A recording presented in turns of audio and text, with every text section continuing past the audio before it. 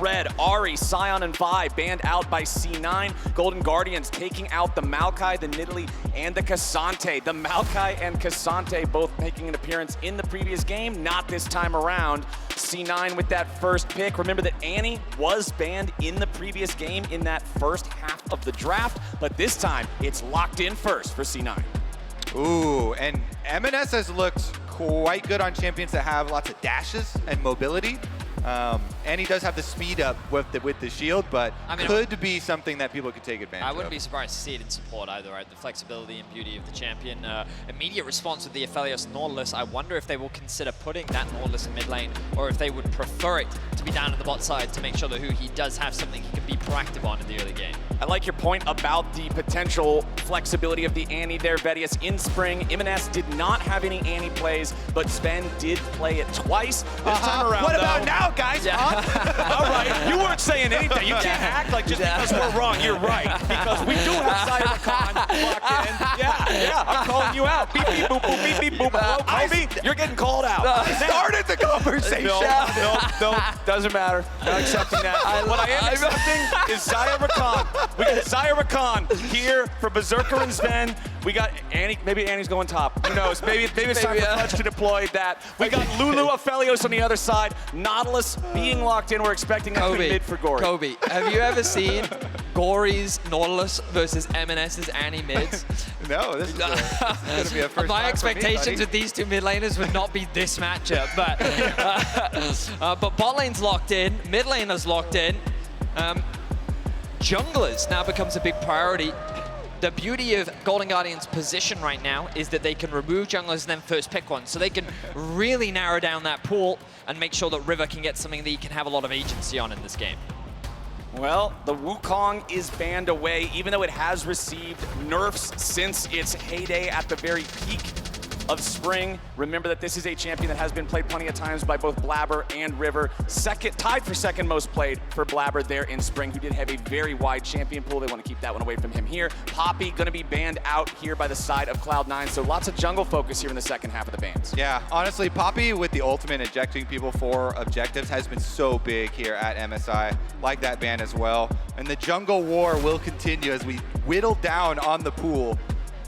I mean, Viego is still up and available. We haven't really seen him have that much presence at the tournament so far, but when you look at how narrow the options are, wouldn't surprise me. Things not going to be a Rengar ban. I'll tell you that. Probably not. I agree. I very much agree with that. Sejuani could be something that C9 consider banning away, but the Olaf actually going to be taken away.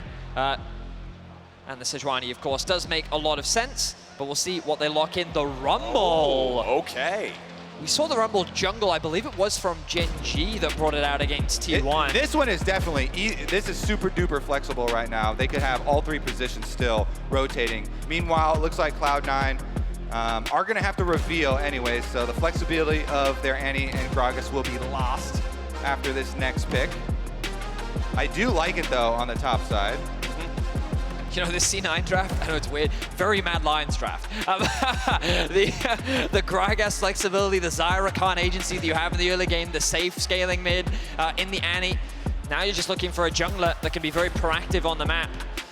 And with both of those solo laners looking to be AP, I would like to see an AD jungler, and there it is, the purple bug. Not my favorite one, but still a pretty good purple bug shows up, and so we'll get to see what Blaber can do on this. Blaber, a player that's not afraid to play these carry junglers, to be aggressive, to take over the game himself instead of just being a facilitator, so I'm excited to see him on that. And Golden Guardians, what is the last pick gonna look like here? Where are these flex picks ultimately going to go? The Viego was mentioned earlier. It has already been played 3 times in spring by River, and it looks like they're gonna lock it in again here in game 2 against C9. I actually think this is quite a nice Kha'Zix angle for Blaber too. Having the engage of the Annie plus the Rakan plus the Gragas on your team, you've got setup literally all over the map for an assassin jungler. This is exactly what you want. All these different lanes that you can go to try and get fed, to try and get that snowball going. And we'll track whether Blaber goes with the lethality build or he goes with the Conqueror tanky build like Augurin style, because either one would work pretty well in this game. when I look at Golden Guardian's comp, I think that they have a lot of threat onto Berserker to force him to use his ultimate very early on in the fight. The problem that you mentioned with EMENES having a tendency to prefer champions with mobility in the mid lane. You look at things like Rumble ultimate, Nautilus ultimate in particular. These are two ults that can just force those Golden Guardians back on track. Exactly. They look to punch back here in game number 2. It's not that same kind of split pushing requirement that we saw from their composition in game number 1. Rumble and Nautilus and Aphelios, Viego looking for those resets in the big fights. But they got to be careful because C9 outplayed them. They were more coordinated. They were ahead of Golden Guardian's moves in game number 1. So GG needs to make sure they're trying to read what C9's doing here. This early game. We could see C9 looking for a bit of a delayed invade, if nothing else to get a bit of information as to where River is starting. Ward will be dropped by Fudge, and that will be pinged. So 5 gold goes to whoever pinged that, who I believe was River. That's actually my favorite addition to the game. Great mini game. Just money for clicking the board. I spam that sucker before anyone else can get it. It's just a great incentive. You know, originally, Riot was like, guys, they're not pinging out where the wards are. What if we gave them money every time they did it? Okay, now everyone's pinging the wards. We just need a way now to pay players gold when they look at their mini-map. Yeah. And we will have all of the good habits taught through proper incentives here in League of Legends. But with EMENES on the Annie versus Gori on the Nautilus, Vedius, you said it in draft, this is probably not the matchup people were expecting to see between these two laners on these two teams. But hey, they both got plenty of playmaking potential here in this game too. Yeah, and it is very meta for the international play that we have been seeing. So River going to start on top side. His Raptors are warded, but will be a regular red quadrant cleared down towards the bottom side for him. And similarly for Blaber on the Kha'Zix, clearing down towards that bottom side of the map with the volatility of both mid lane and bottom lane. Ooh. What? Zven having to flash back away now. The grand entrance, Stixxay flashing away from it himself. So a trade in those summoner spells between the C9 support and the Golden Guardians AD carry. Golden Guardians, though, has to have it fresh in their minds what happened early on in the previous game and make sure they're not putting themselves in a spot where they can be punished by a Cloud9 roam. I really don't think he needed to flash that. I felt like that he was already in a good, like, the way that he was walking, he could have sidestepped to the left. I appreciate that he was worried about the Xayah, but Xayah level 1, without the pullback of the feathers, if it was level 2, I would understand, but perhaps feeling the pressure a little bit. Regardless, he does walk away with his life. Overall, they do have a health advantage in the 2 versus 2, and the Viego is pathing towards bot along with Blaber. The heal gets used there by Huhi. Ooh, nice little bit of damage coming out. Finds Berserker, takes him down to 200 HP. Still has some potions, so should be able to regen most of that. Both junglers on their second buffs here on the bottom half of the rift. Yeah, very health positive trade there for Huhi. They get the heal, plus they use the movement speed for an extended trade, and they've got Cloud9 completely dry now under their own tower with both junglers headed to the bottom side of the map, so it makes it very easy for River to come mirror here, and Cloud9 won't be getting any reprieve soon, as junglers just match. Alrighty. Well, mid laners as well. I thought that EMENES would look for a bit of a roam because he did have that early push, decided against it. Jungler will be spotted out, River on that ward. Whoa, hang on. Fudge getting dove. Licorice going in for the solo kill. The first blood for the Golden Guardians top laner. Yes, he will end up giving one back because of the turret, but the wave is crashed, so little extra going Licorice's way. That's the Licorice we've come to know and love. Another solo kill under his belt. Gets it done under the tower, and it's so worth it, even though he dies with the turret shot at the end. The minion wave at the tower. Fudge does teleport right back to the tower, but Licorice still up and returns to the bouncing wave. You can see C9 wanting to set up here for the gank from Blaber. They knew that Stixxay had already flashed earlier, but Berserker is down to 100 HP. One more auto attack would take him out. Berserker has to retreat now, so Zven and Blaber need to do the same. Golden Guardians doing a very nice job here, fighting off the 2 versus 3 and winning the exchange. Massive advantages here for the Golden Guardians bottom lane. They're drawing so much pressure, getting vision of Blaber, stopping his recall there, allowing what you see on your minimap. River taking the counter jungling into his own hands, pulls away the Gromp here. This is a very rare sight for North American fans to see Blaber down in CS, and it's because Golden Guardians bottom lane drawing so much pressure. I mean, you look across the board, advantages being gained in top lane. Fudge lost a lot of farm off of getting solo killed underneath this tower. In the mid lane, relatively even, a back and forth as you would expect. But the bot lane advantage is being gained for Stixxay and Huhi, massive, especially without any jungle intervention. We talked about how we needed to see this bot lane in particular step up with their positioning mistakes from game 1. So far in the 2v2, they are looking flawless, and this is not how you want your Xayah Rakan lane to go. Yeah, the bottom lane for sure for Golden Guardians. Massive step up, even full standing jump there. Licorice, meanwhile, under the tower, follows through with the flash, gets the kill. Beautiful stuff from him. That is my favorite death animation in the game. Every time it happens, it's just so silly. The observers agree. It reminds me of, like, Rumble. you know, in some games when you die, you just go into like that weird floppy state. You Yeah, know, the ragdoll. The ragdoll, that's the word. Yeah. Well, Rumble might have given us a good physics simulator there, but it was Fudge who was on the receiving end of that dive, and Licorice is loving this. Looking better already than the Fiora that we saw in game number 1. You can see on the left side of your screen here, it's Gori leading the way in terms of EXP and level overall, but all 4 of our solo laners do have the ultimates currently available. River and Blaber making their way towards it, but Blaber being behind in that farm, like you pointed out, Kobe, means that he's also behind River in terms of EXP, and River is now hit level 6 first. We'll see if Golden Guardians can get anything from that, as EMENES finds Gori with the Tibbers here, just immediately dropping that on him, forcing the Nautilus to retreat. Ooh, Alcove Gaming. Blaber has put himself in a pretty good position, but River is here to cover, and he is level 6.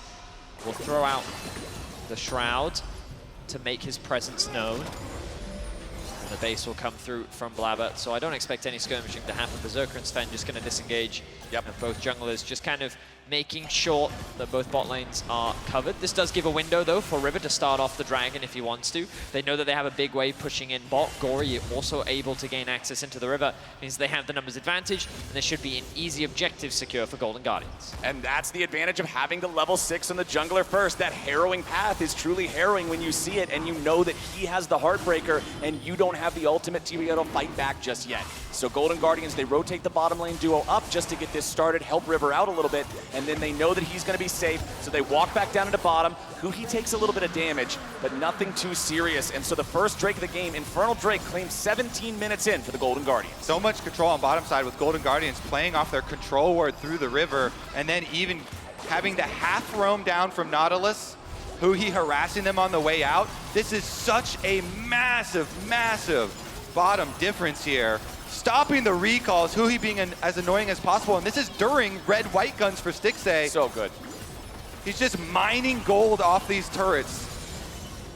They're so worried about the threat, and I will say, red side's ability to attack bot lane has just been so prevalent throughout this entire tournament. And in game 1, we were talking so much about how, I think Stixxay's fine here, we were talking so much about how EMENES gained that window to move into the bot river. Gori's been doing the exact same thing this time around. The second he's able to clear out a wave, he moves into Fog of War, and Berserker and Zven have to respect it. They are 20 CS down. They are 700 gold behind. Golden Guardians, just through laning, have built up, what is that, a nearly 2K gold lead?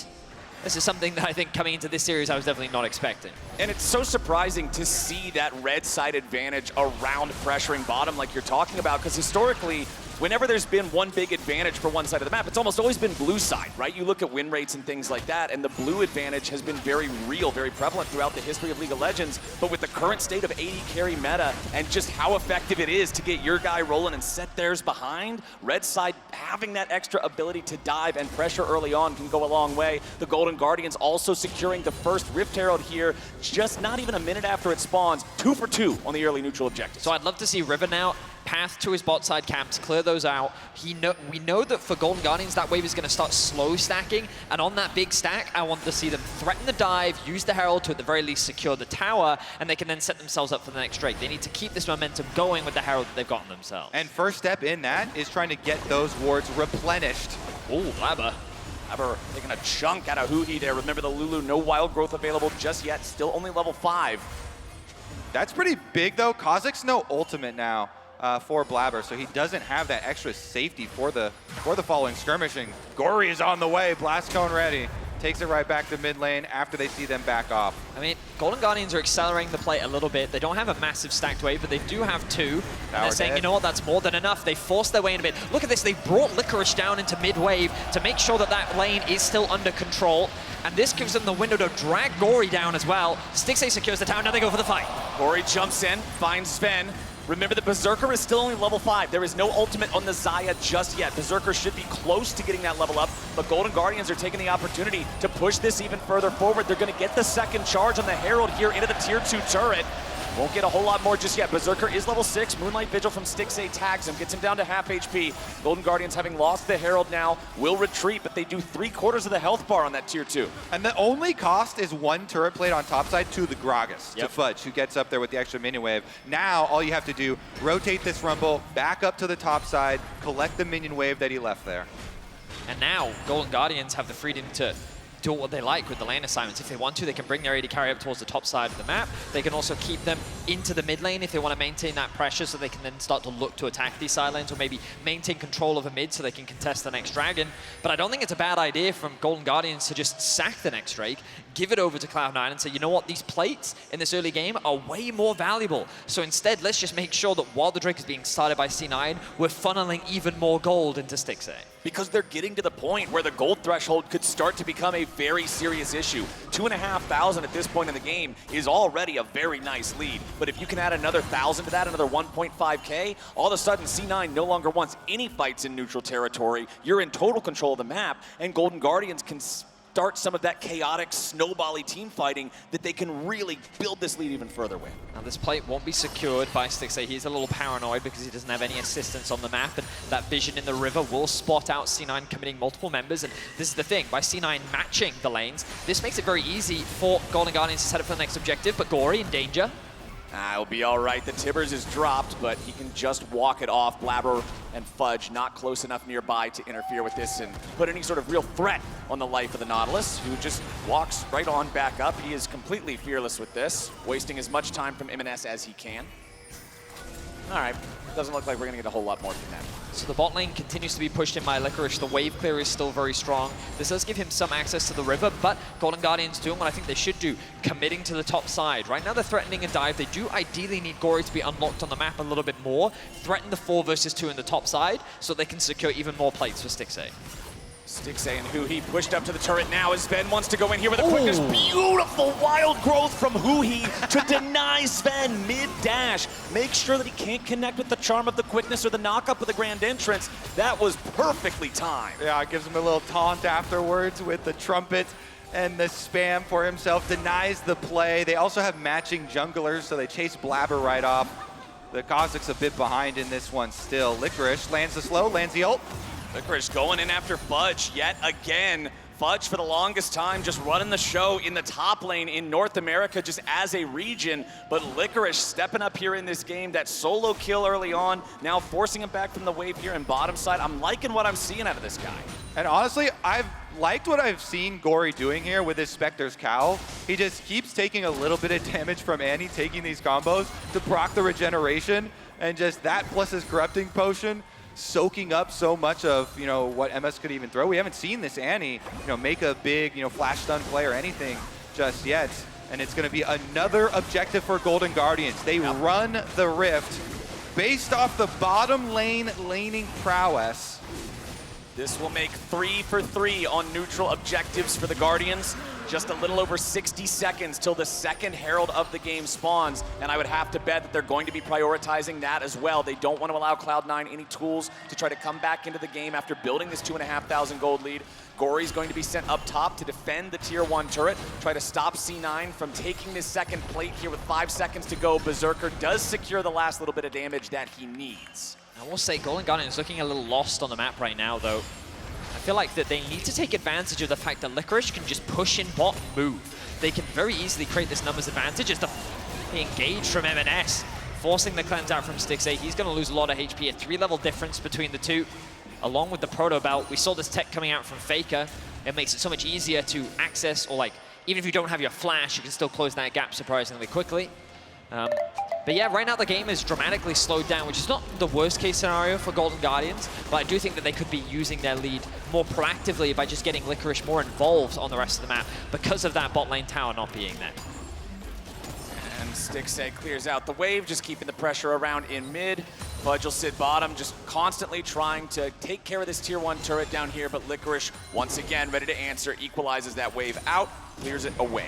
And the reason he does that, even though we can see every champion on the minimap here, he knows his team is currently on Herald. They're getting it, so he was weak side. Okay. No Rumble ult for this. Golden Guardians grouped up here in the river. They know that the teleport's coming in. Golden Guardians is going to reinforce, so C9 doesn't go in to collapse on them. They were still a little bit split up. They know that EMENES doesn't have ult. I thought that they would choose to fight that. Choosing not to, instead they'll just drop the Herald. And you get the answer mid from Cloud9. They see this move. They have to give up this territory. So they push on mid. Berserker whacks away at that turret, but Golden Guardians with the Herald, it has to be answered. It's going to get its second charge off here. The secondary turret's really, really valuable, and Golden Guardians just keep up the push. Golden Guardians escorting for the second Herald charge on a tier 2 turret this game. They get that one in. Another tier 2 turret barely hanging on to life here, but neither one of them claimed in top or bottom. Means that the gold is close, but still not yet in their pockets. Red turret destroyed. Meanwhile, in mid lane, thanks to Berserker shoving up while Golden Guardians was shoving up in the top side. And now Gori and Licorice are going to have to rotate over to handle that. The gold lead has stayed exactly the same for about the past 6 or 7 minutes of the game. Golden Guardians have not been able to build themselves further advantages over Cloud9. But they do keep sacking their dragons and moving up a little bit more territory here, so still keeping up on that pace. My concern for Golden Guardians is we have seen them in the mid game have this tendency to get picked apart. Even in the last game, when they started to fall behind, they were kind of repeatedly getting caught out of position. And so their objective setup is the most important thing that they have to be very cautious of. How they manage their waves, how they're setting up their wards, and ideally making sure that they are first on the objective, because the last thing you want to be doing is face checking the Annie.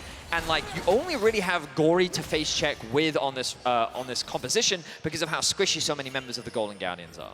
And for Golden Guardians, they've been able to build very good early leads, like pre-8 minutes throughout spring in the LCS, but usually around the time that plates fall is where we start to see them really struggle to get ahead, to build more, or to translate what they've already built into something meaningful and usable. So that's one of the biggest areas for this team to shore up, and we'll see if they can make that happen here in mid. They try to use the Spectral Maw and Equalizer to take out Berserker, but they aren't going to get him instead. The counterattack from C9 looking for River gets them nothing but a death. Zven is already down, and they follow up on Berserker. Golden Guardians get 2 and punish Cloud9 for going back in. Yeah, you don't want these hands, Cloud9. Golden Guardians have all 5 members there. You're not making a pick in front of the team. They blast him. 2 members immediately down. Berserker ults, and then they immediately follow it up as Cloud9 tried to lay down the Tibbers. 5-finger death punch there from Golden Guardians, as C9 with an ambitious re-engage does open up. You can say that. Yeah. They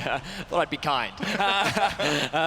The dragon spawns in 40 seconds, and with these waves pushed in, a quick reset will come out from Golden Guardians. Licorice ideally wants to get back, knows he doesn't have the TP, which means that C9 have a window here where they could create a numbers advantage, but the problem is, with Blaber on the top side of the map and no ultimates available for C9, I think they're just going to likely concede this objective and look for a cross map.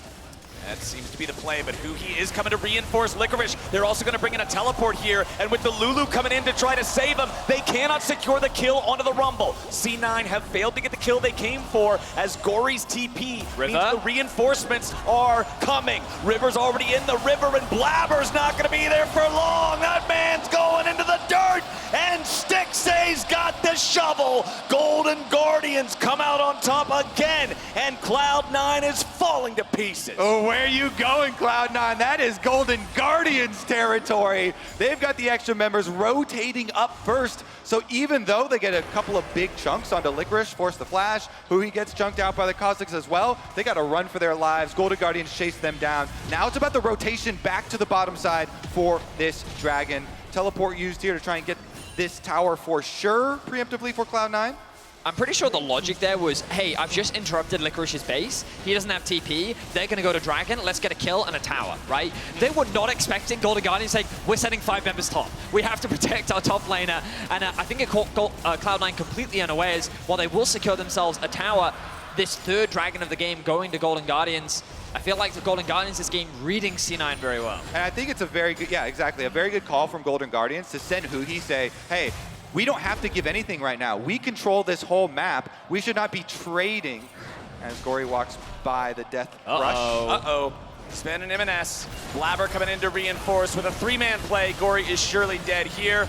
Won't take a whole lot more time to kill him off. They just got to decide where they want the gold to go, and they want to put it on to Kha'Zix. So Blaber getting the second kill of the game here for Cloud9. Fudge will escape the counterplay in the top side, but it is sole point for Golden Guardians now. Cloud9 will be tasked with answering every Drake hereafter, but the gold gap has closed down to just 1,000. And these are the picks that we were talking about. You know, I'll give Gori that one. To his credit, when you kind of look at the minimap, you'll notice that there is a lot of vision still invested on their side of the map, and it's reasonable for him to believe that, you know what, if they would have come into this brush, I would have spotted them out. Unfortunately for him, he wasn't able to, which means that C9 securing that pick back will at least get a little bit of gold into their back pocket, along with securing the top tower. Only a 1.5k is the gold difference, but still, you look at Stixxay, you look at his itemization, this Aphelios continues to get stronger, and unless C9 can remove him from the fight, it's going to be an uphill battle for C9. Yeah, I mean, the whole story so far for Golden Guardians has been one of bottom lane dominance, which is why they're on such an early timer for this Dragon Soul. The Dragon Soul is still 3.5 minutes away as Berserker loses half HP to the equalizer. But we've got Stixxay now potentially in some trouble. Has to flash over the wall to get away from Blaber as C9 has invaded the topside jungle of the Golden Guardians and forced out a critical summoner spell from Stixxay. Yeah, almost instantly cursed there. He does flash to the other side of the Gragas ultimate. River actually poking around. And remember, Stixxay's in base. Stixxay's in base, and there is no Rumble ulti. Gori's just walked up all alone. The Nautilus picked off for free, and this is the Golden Guardians struggling to hold on to their lead as Cloud9 starts to fight their way back. They could just force the Baron here if they want to. They know they have the numbers advantage. 25 seconds left on Gori. Golden Guardians, that pick may have done more damage than you thought. Yes. EMENES looking for a chance to try to jump the wall and get these guys. He has the flash available here on the Annie. Stixxay coming in last. They want to go after the Aphelios. EMENES drops the ulti and Zven goes over the wall with a knock-up onto 2 as River tries to disengage with a Heartbreaker and Berserker goes forward and the feathers fly. Golden Guardians are in full retreat as the Baron is down to 2,000 HP. Golden Guardians have thrown and Cloud9's in the driver's seat. It starts with a pick on the Aphelios in the red quadrant of their own jungle. Cloud9 blow a summoner spell, and they turn it into a Baron. Golden Guardian sticking around way too long, and Cloud9 back at it. This mid-game positioning, this awareness, C9, just as we were saying, Golden Guardians have done a great job of reading C9. C9 know their domestic brothers extremely well. The way in which they set up that topside vision, just waiting for that single misstep, and the fact that they were able to balloon it into a pick, into a Baron. Great execution from C9. And now all of a sudden, this game is a lot closer. And top jungle is a dangerous part of town, okay? Oh, yeah. You better walk in groups from now on. Well, Golden Guardians are going to have to group up and stabilize after the past couple of minutes of gameplay here. They try to go after Fudge, who uses the ulti to disengage, flashes past them so he can use the body slam to further get some distance, but it's not far enough. Stixxay goes on a killing spree, and the Golden Guardians have 5v4 for the next 40 seconds. However, the Drake is still over a minute away from spawning. Yeah, they are going to continue pushing the side lanes, though. They're buying time for Berserker. The Xayah, they want to funnel some extra money into him with the Baron buff. He's working away on the tower. Solo tower gold for the Xayah. What was great from Fudge there was the fact that he could still clear out the wave. There was no way for Golden Guardians to trade that mid tier 2 for the bot tier 2. So C9 made the smart choice, they committed to securing that bot tower, and they continue to get gold into Berserker. This is the problem with those kind of brute force plays where you're focusing all of your numbers into one lane, because even though you do get a pick off your opponents, especially with the Baron buff, they're pushing the other 2 side lanes, and so top and bottom pushed from Cloud9 there. Oh, look at this collapse from Cloud9. It's 2 teleports, both coming in. C9 trying to pinch Golden Guardians all into the same spot. Huhi's going to be targeted, but it's also a lot of damage down onto Stixxay. He's killed off first as Fudge takes it. They're going to find 2. They're going to find 3. It's a double kill over to the big man from top lane. Cloud9 just killed Golden Guardians before the Dragon Soul, before their very eyes. A massive collapse from Cloud9 from every single angle, funnels Golden Guardians into the pit of death. They take 3 kills, they'll take the dragon, they'll take the tower. Cloud9 are taking everything from the Guardians. Golden Guardians can do nothing but give at this point in the game. Cloud9, the pick in the jungle and the Aphelios flash into the Baron, into the collapse in mid lane.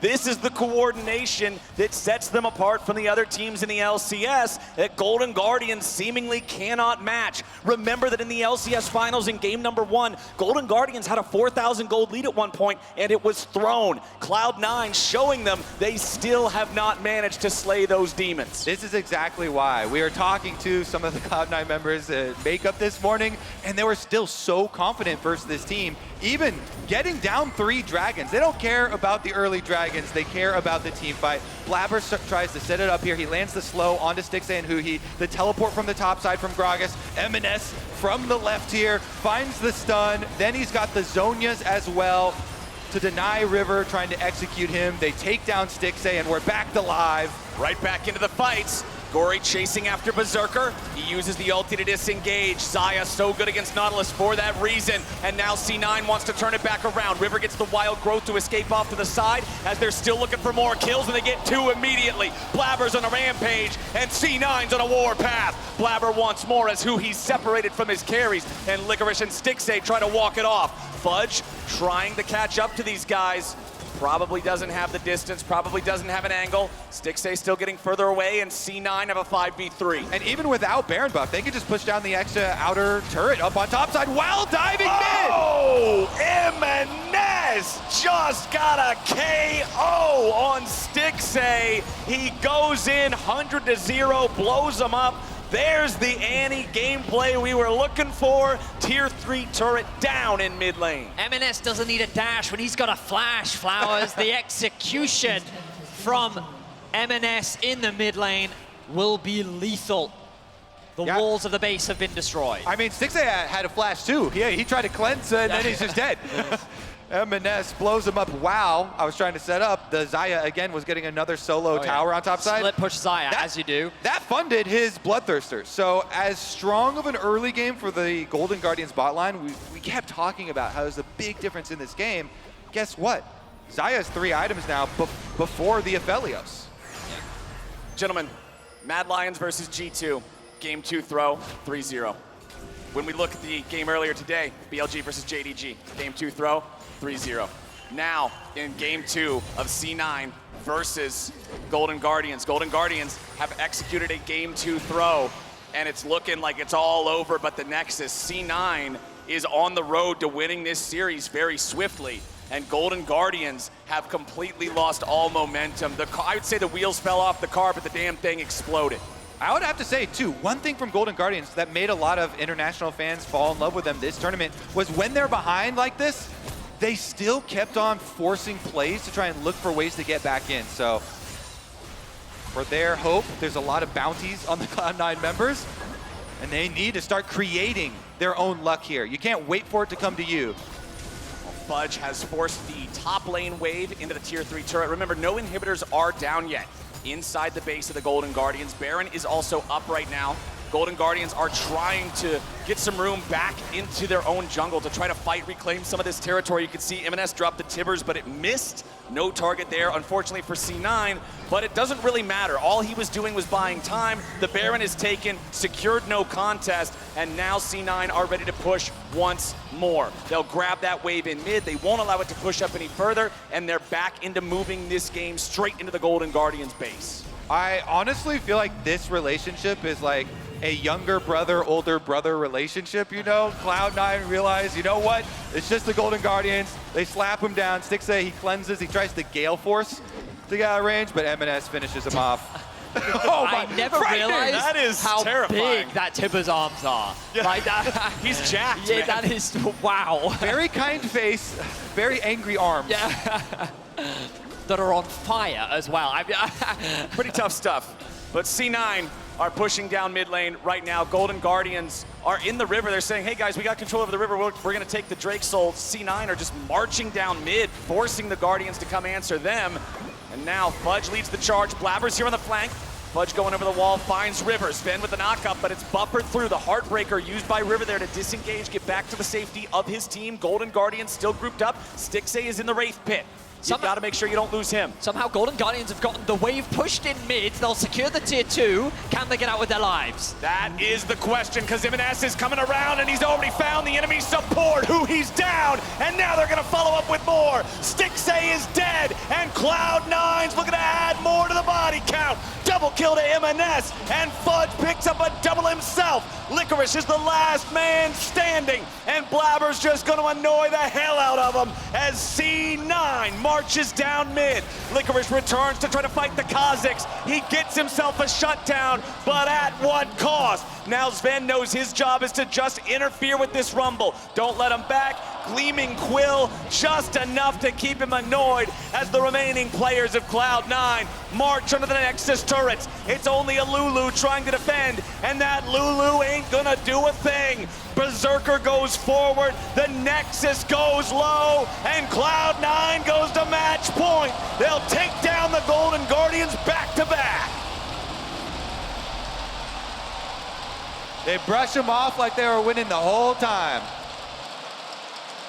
The early game looked so good for the Golden Guardians, but it was these positioning mistakes. Cloud9, they were just waiting for that window. And like you mentioned it earlier, Kobe, but we have to reiterate, getting the flash out of the Aphelios, forcing him back to base, Gori with an overstep into the kill, into the Baron, was all Cloud9 needed. They were just waiting for that one moment.